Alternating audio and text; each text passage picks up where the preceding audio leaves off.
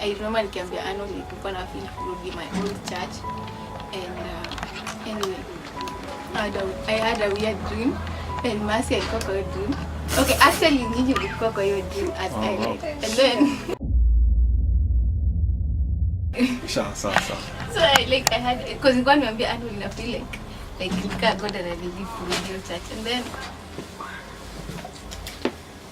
then that night after niambia Arnold hivyo, nikafeel like Arnold ako doubtful about your idea, but yeah, me ujua by the anyway, nikafeel like doubtful about it, but nilikuwa zile za like hiyo ni place wana preach the true gospel, and mi najua criteria ya kujoin church ni kuna kitu Apostle Paul alisema about I testify that this is the true grace of God wherein you stand. Alisema alikuwa anatoka about a church. I testify that nyi mna stand kwa the true grace of God, and that was used to be my criteria ya kujua can't join church. And I had been there in that church and I had heard the word and I knew your word ni true, but then and that's why I felt convicted kuenda huko. But then later on when I had that dream, sasa in the dream nilikuwa nawaambia like nimepata nyumba mpya. You know, in dream inaongea in pictures. Nyumba is church. Nyumba stands for church. So like nimepata nyumba mpya. Alafu wako like iko wapi?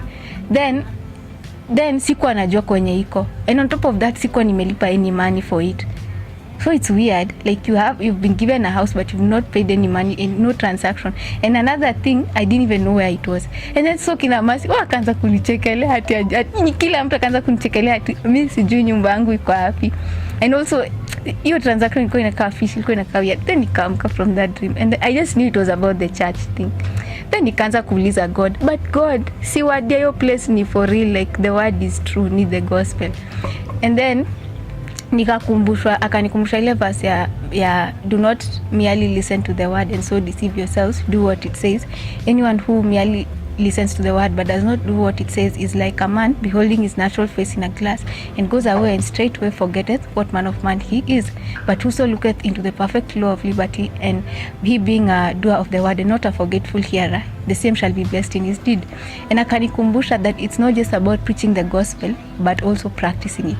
So hapo nikajua hapo nimewashika, because true, like wow, preach that's why I was convinced this was God. They preach the gospel but in many aspects they don't practice it. So I was like man, like I'd missed out this aspect of it, like the doing of the word. So God akaanza ku develop me on that area of where do I fellowship, what church do I fellowship in.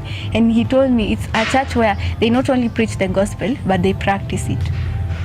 And then another thing God aliniambia so strongly, hiyo time, another time after you it's been a journey. And after you, another thing God told me so strongly is that like every church you step into, it either drains power from you or adds power to you. It either takes away the fire of God from you or adds to the flame.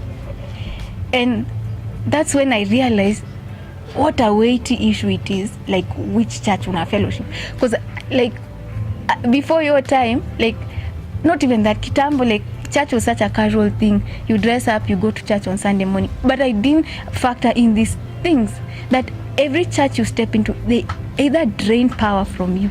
You see that power, the gospel, that power, it either drains power from you or adds power. It either affirms God in you or makes you have some doubts of whether God is really in you and with you. It either kindles the flame, adds to the flame, or puts it out. And how do you test? How do you know? They preach the word but they also do the word. And so hiyo ndio inakuanga the key, because many places preach the gospel but they don't live by the gospel. Meaning there is a compromise somewhere, like they're not preaching the pure gospel. It's like how they embrace the pure gospel, so they preach aspects of it, and because of the compromise hawawezi practice, because it's not the pure gospel. Because you see, the pure gospel is power, but if it's not pure, then it ceases to be the gospel again. See, because Paul anasema kwa Galatians that I marvel that you are removed from the gospel yenye ilikuwa first preached to you guys, because now they had moved away from the gospel to the law, and it's like, if any man teach you any other gospel than the one that was preached, let him be accursed. And again it says, if any man preach to you any other, if me or an angel, if us or an angel or anyone preach to you any other gospel than the one that was preached to you, let him be accursed. So imesema twice, accursed twice, double curse, meaning if we preach the pure gospel we are doubly blessed. Okay, reverse. But so the point is that it's about the gospel being pure, the purity of it, meaning the way to God ametupatia hivyo tuna embrace, and also doing the word.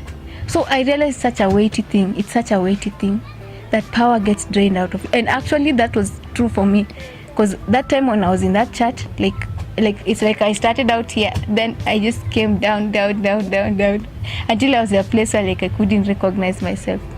I remember round about the time when I was just almost coming here, like I was a total mess.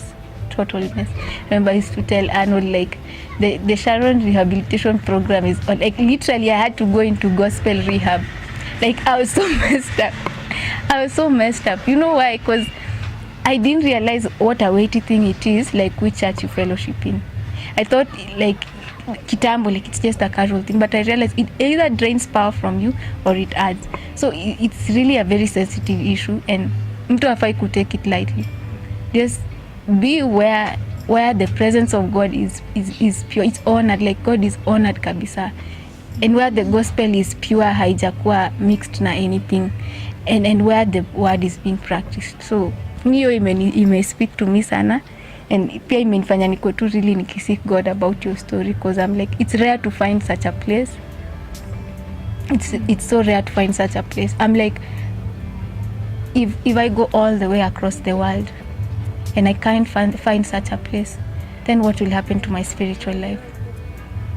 Really, like if I go all the way across the world, leave this fellowship, go all the way across the world, and I can't find something like this, then what will happen to my spiritual life?